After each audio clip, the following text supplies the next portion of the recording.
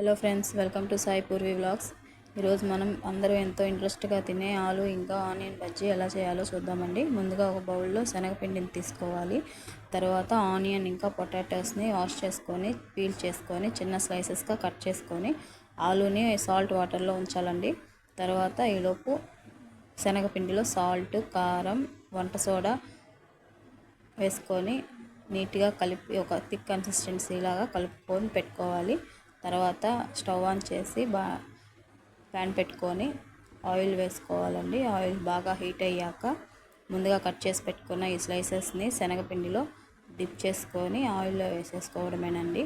అంతే. 2 సైడ్స్ బాగా ఫ్రై అయ్యాక కలర్ చేంజ్ అయ్యాక కొంచెం గోల్డెన్ కలర్లో వచ్చాక తీసేసుకోవడమేనండి. అంతే. చాలా సింపుల్గా ఈవినింగ్ స్నాక్స్ తొందరగా అయిపోయే పిల్లలకి చేసి పెట్టచ్చు. పిల్లలు ఎంత